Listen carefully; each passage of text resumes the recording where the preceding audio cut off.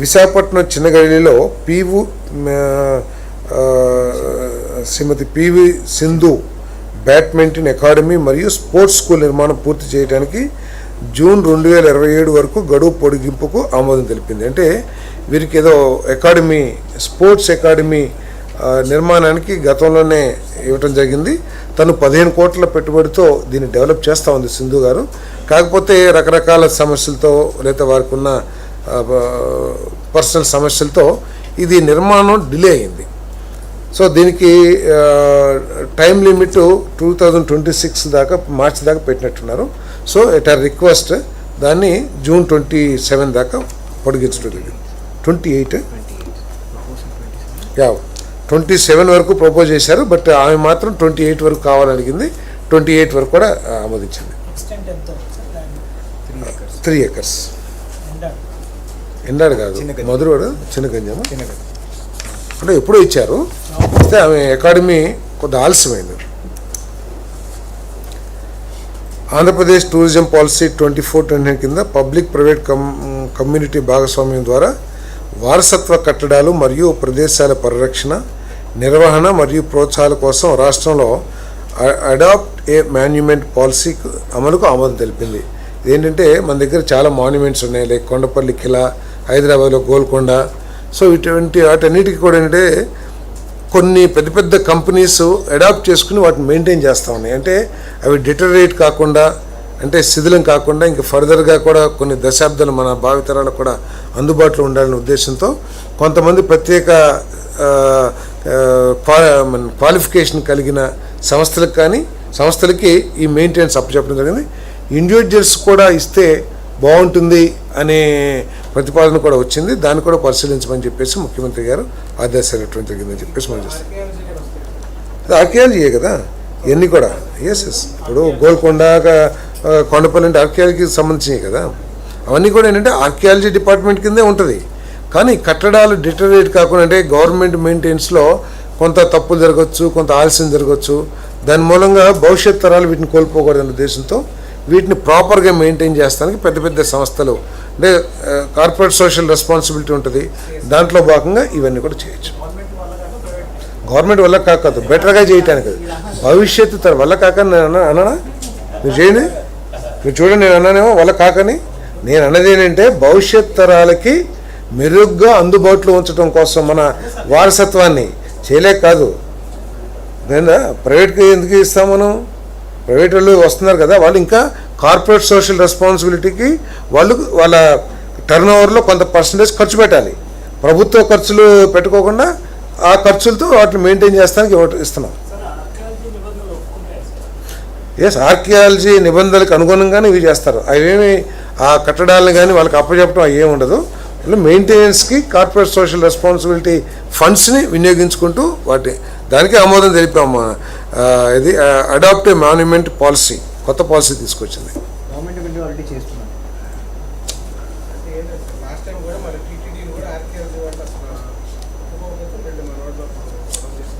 TTD ప్రైవేట్కి ఎప్పుడు ఇవ్వలేదు? TTD ప్రైవేట్కి ఇచ్చారు. అవును, అది ఏదో ఎవరో వార్త పుట్టించుంటారేమో కానీ టీటీడీ ఎప్పుడు ఆ ప్రతిపాదనలో లేదు. తిరుపతి జిల్లా కలెక్టర్ 9/4/2026 లేఖ ప్రకారం భవన నిర్మాణ అనుమతుల తేదీ నుండి 30-36 నెలల్లో ఫేజ్ 1, ఫేజ్ 2 పూర్తి చేయడానికి అనుగుణంగా దివ్యశ్రీ హోల్డింగ్స్ ప్రైవేట్ లిమిటెడ్ మరియు మెసెస్ cyber city builders and developers private limited consortium అభ్యర్థన మేరకు 400 కోట్ల పెట్టుబడి నిబద్ధతకు అనుగుణంగా మొత్తం భూమికి షరతుల మేరకు సేల్ డీడ్, అంటే వీళ్ళు అక్కడ 5 star hotel, 3 star hotel complex లాగా డెవలప్ చేయాలని చెప్పేసి ప్రతిపాదన ఉంది. అయితే టైం లిమిట్ పెట్టి 30 నుంచి 36 మంత్స్ లోపల, అంటే 3 years లోపల వాళ్ళు పూర్తి చేసే విధంగా సేల్ డీడ్ని అడ్వాన్స్ సేల్ డీడ్ తయారు చేయడానికి ఆమోదం తెలిపింది. ఒకవేళ 30-36 మంత్స్లో చేయలేకపోతే దాన్ని క్యాన్సిల్ కూడా చేసుకునే కండిషనల్ సేల్ డీడ్ తయారు చేయబడింది.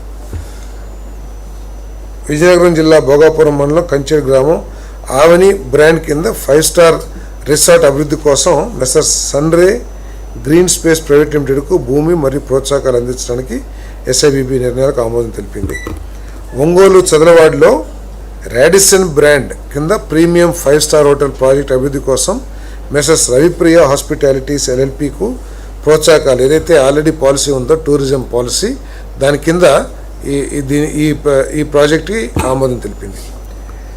విజయవాడలో GS రాజు రోడ్ రైతు బజార్ను ఆధునిక పుష్పాల మార్కెట్గా మార్చడానికి ఆమోదం తెలిపింది. పబ్లిక్ ప్రైవేట్ భాగస్వామి PPP పద్ధతిలో ఆధునిక పుష్పాల మార్కెట్ నిర్మాణం మరియు నిర్వహణ కోసం ఫ్లవర్ మార్కెట్ యాజమాన్యుల వర్తక సంఘం విజయవాడకు రైతు బజార్ భూమిని లీజు పద్ధతిలో కేటాయించడం జరిగింది. ఇదేంటంటే మనకి మన PW గ్రౌండ్స్ దగ్గర ఇంతకుముందు రైతు బజార్ ఉండేది.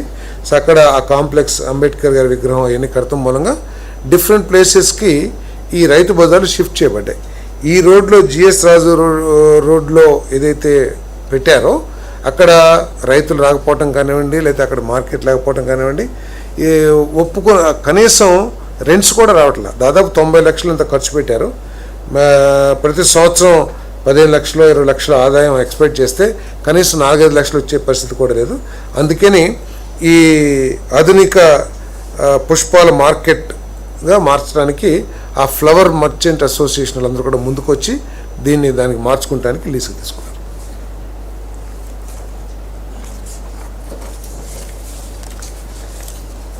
సమాచార మరియు పౌర సంబంధాల శాఖలో ఇప్పటికే ఖాళీగా ఉన్న 2 డార్క్ రూమ్ అటెండర్ పోస్టులను రద్దు చేసి వాటి స్థానంలో RPS 2022 ప్రకారం 44,570 1,27,480 స్కేల్లో ఒక చీఫ్ ఫోటోగ్రాఫర్ పోస్ట్ రెగ్యులర్ ప్రాతిపదికన సృష్టించడానికి ఆమోదం తెలిపింది.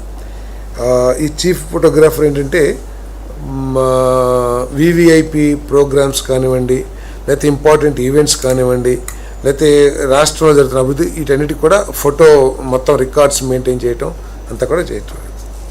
అదేవిధంగా INPRలో ఉన్న ఖాళీని భర్తీ చేయడానికి కూడా ముఖ్యమంత్రి గారు అవుట్ సోర్సింగ్లో అపాయింట్ చేసుకోమని చెప్పేసి కూడా వారు సమ్మతించడం జరిగింది.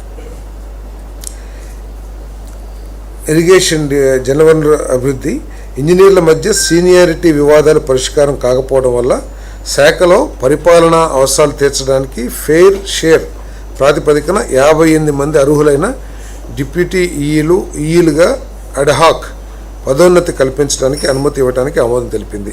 దీని మూలంగా ఏంటంటే ఈ రెగ్యులర్ ప్రాజెక్ట్ ఇంప్లిమెంటేషన్లో చాలా సమస్యలు ఎదుర్కొంటున్న ఉద్దేశంతో వాళ్ళు ప్రోత్సహించే విధంగా ఈ నిర్ణయం తీసుకోవడం జరిగిందని చెప్పేసి మనం చేస్తాం.